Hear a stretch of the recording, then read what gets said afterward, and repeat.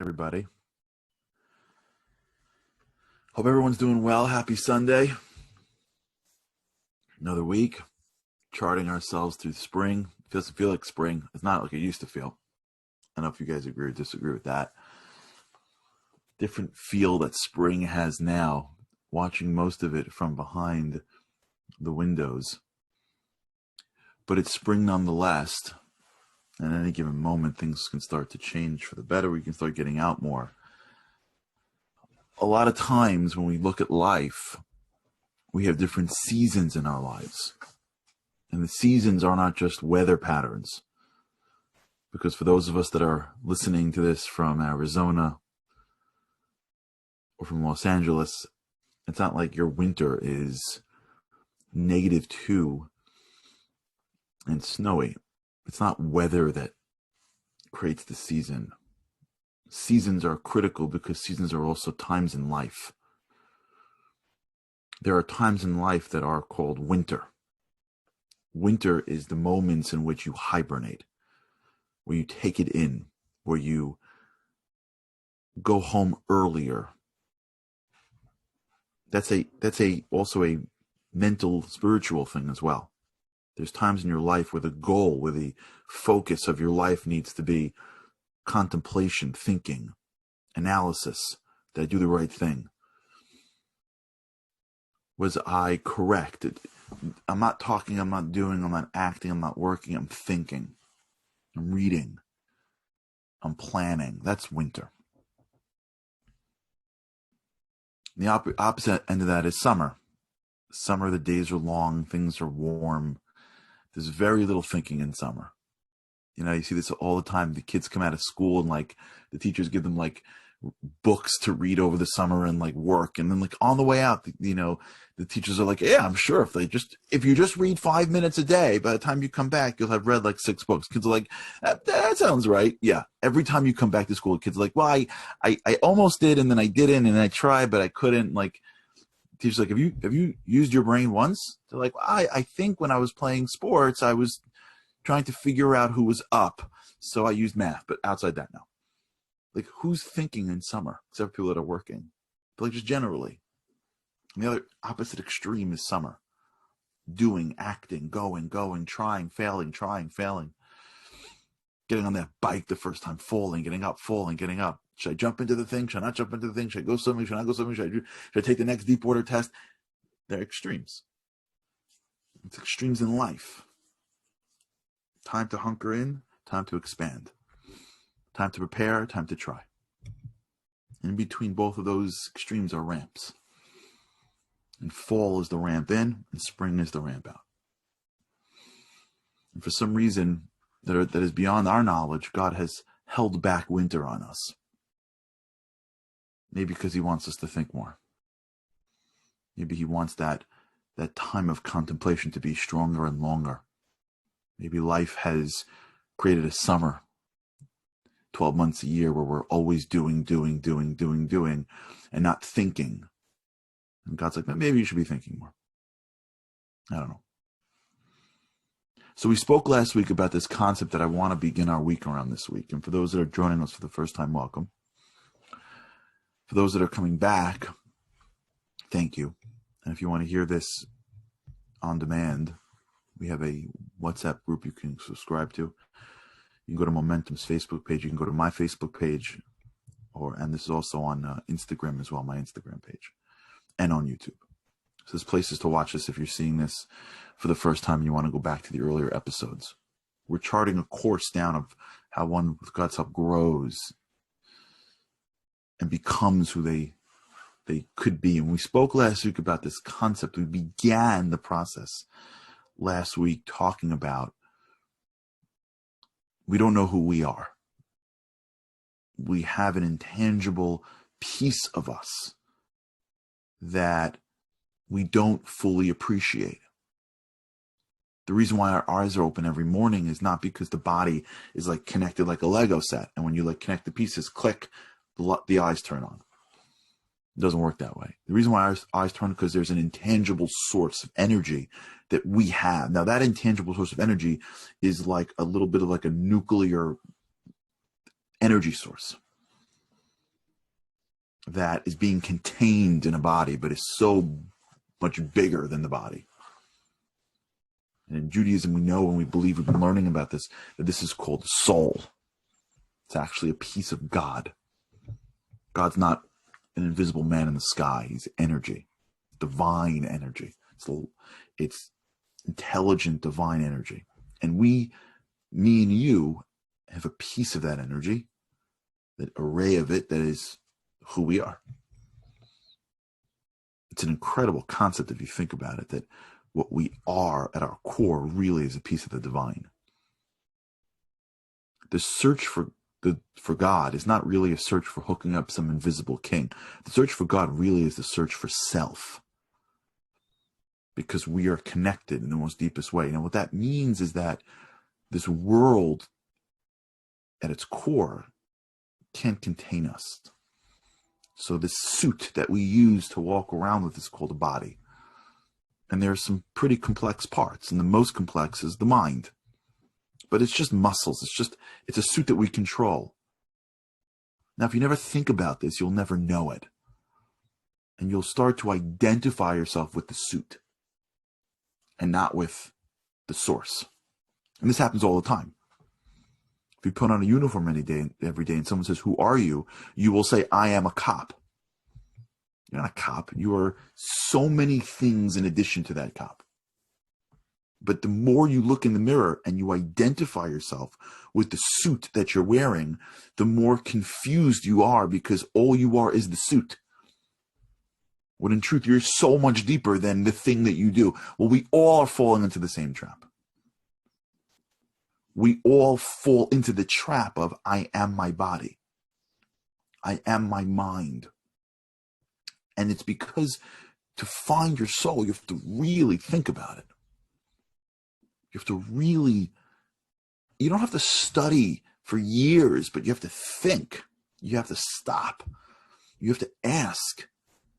It's both a traditional question, like where's the wisdom, the source of this? And it's also an experiential question.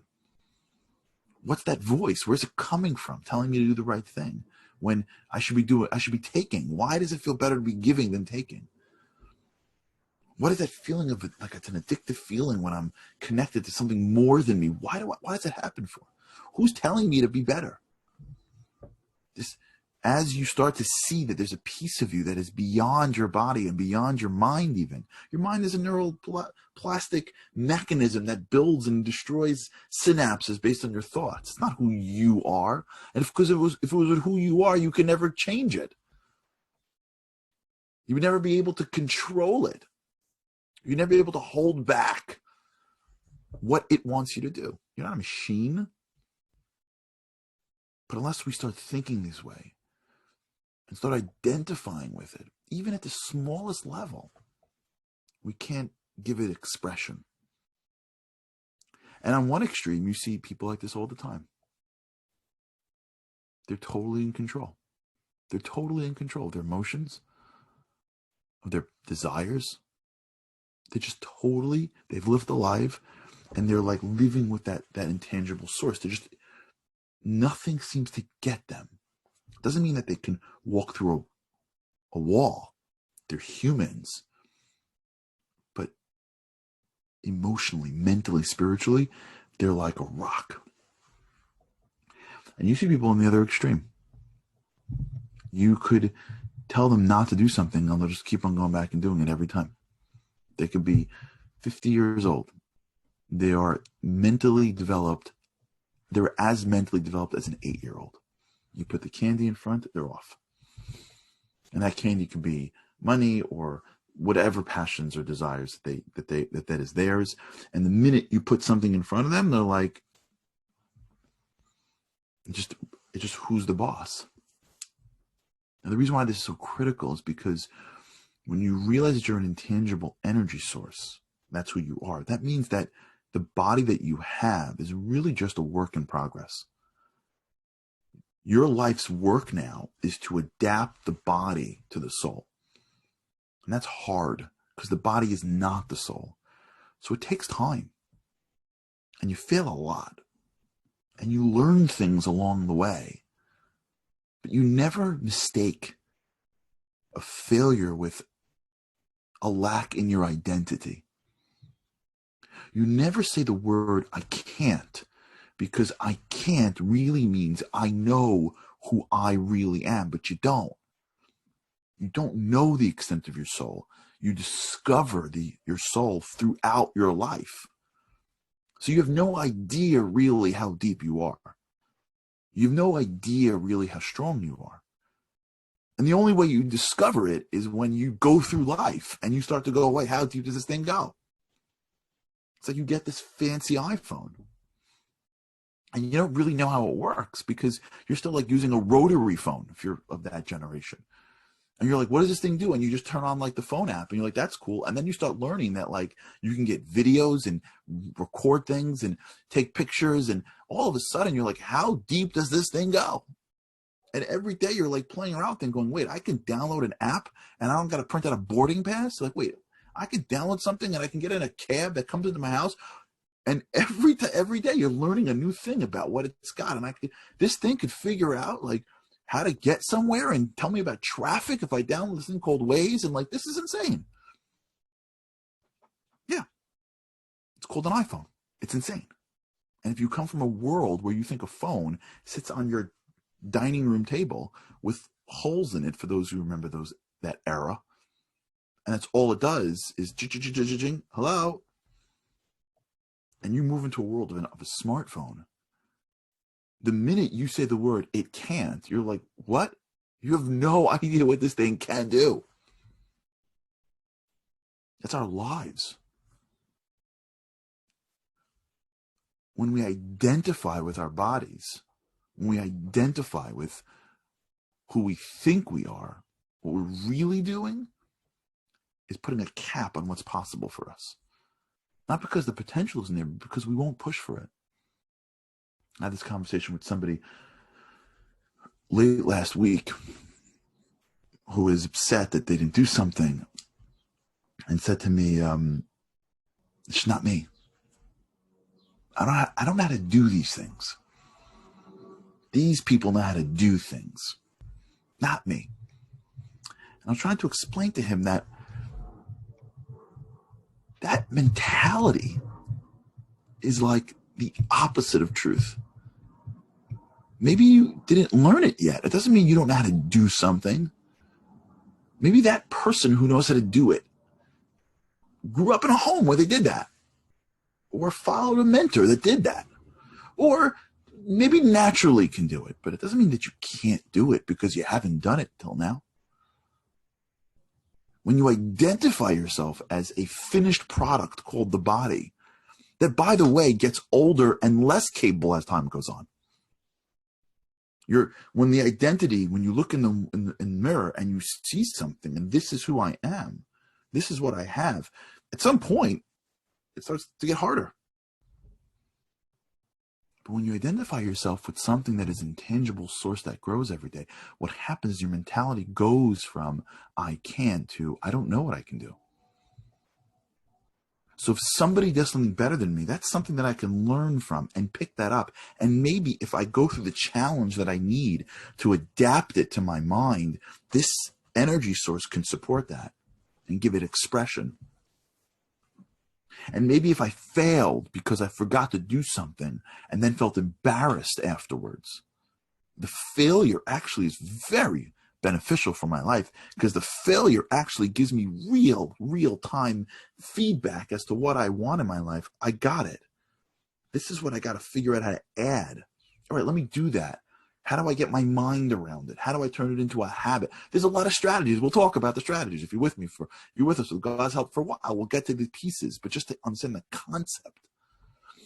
If you don't have this frame, we're not at first base. If the frame is I am my body, if the frame is I know who I am, forget that I am my body. Let's go even further. If the frame is I know who I am, just that alone, you're out. You're out. Because you think you know who you are. How do we know who we are? How do we know? When the 8-year-old says, I can't do math, I know who I am. Was he right? When the 15-year-old says, I can't drive a car, was she right? When the 25-year-old, maybe in a relationship, maybe they're getting married, says, I can't live with another, were they right? When the 28-year-old has the baby and they go, I can't, are they right? How do we know who we are? From where?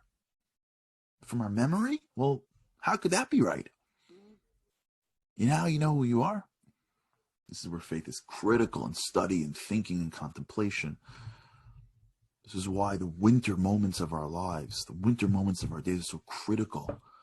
If we live our lives bouncing from conference call to supermarket to entertainment, and we never spend the time thinking, studying, we become very shallow thinking people. You know how you know who you are? By what's in front of you. Unfortunately, like I think I said this on the call here, that on the show here, that a good friend of mine lost his father. So it was disastrous. They're in so much pain, this family. And I was on the call with them. We're paying a Shiva call. Shiva is when you there's a custom, there's a obligation to visit people after they lose a loved one. So today Shiva is on Zoom, and an individual who had lost his parent not a few weeks earlier for the same reason got on and said something so interesting and powerful. He said, "We must be really special." He said they must be really special because God wouldn't put people through things that they couldn't handle. And this is beyond what this man thought he could handle. Not my friend, this guy saying it. So he must then be very special. And I think to myself, what a perspective. Like, what a perspective. The man struggling with what's in front of him and then surmises from there that he must be more than he thought he was, because God would not have put him through that challenge if he wasn't. So this man is looking at a huge challenge, the loss of a parent. I'm supposed to be broken. I can't. He's saying, this must be something that is in me that I have to bring out. This must be a strength that I have inside me that now needs expression through the challenge in front of me. You see that distinction between knowing who you are and not knowing who you are? Between looking at what's in front of you and saying, oh no, I know I can't do this because I've never done it before, or because I can put the pieces together, or because I have someone in my life that can do this stuff, so I could just create I've always been in competition, right? Like, I know I can't do that problem because they got a 98 and I got an 82 when I was in like 11th grade. So like, I know how this works. Like, those people do this and I do this, and together, versus I don't know who I am, but I know I got something really powerful inside me. And so what I'm going to do every day is try to push myself to figure out who I am. And I hope and pray that I never have any challenge come at me, because I'm too busy putting challenges on me. I'm too busy trying to challenge myself every day that I don't have the time for that big challenge that gets thrusted upon us. But whatever gets put either on me or I choose, it is the challenge in front of me that's going to bring out the best in me. That's why every day I wake up and try to be better. That's why every day we wake up and we try to push further. It's because what we try to do every day is to be the person that we always were. And when we start to change the identity of how we see ourselves, when we start to humble ourselves, really from ourselves, and we'll talk about what this means, because I can't is not humility. I'm telling you right now, we'll talk about this week with God's help. I'm telling you right now, when you say I can't, you're not being humble. You're actually being arrogant. Because you're saying, I know who I am. I have control even over myself. If your parent gives you a gift and you go, I know how this works, and your parent goes, really? Did you want to ask me? The humility really comes from, I don't know who I am, but I am excited for the opportunity every day to one little nuance more, figure it out. Hopefully we'll talk about it this week. But until then, remember how you start every day. You got to get our minds right. But Sunday's a key day. Sunday is not a day which we blow off because we need another day from Saturday, from Shabbos. Sunday is a day where we get our minds right so that we get our weeks right. So thanks for tuning in. Life is meant not to be good or great. It's meant to be awesome. Hope you got an awesome day, awesome beginning of the week. Looking forward to speaking to you tomorrow. With God's help.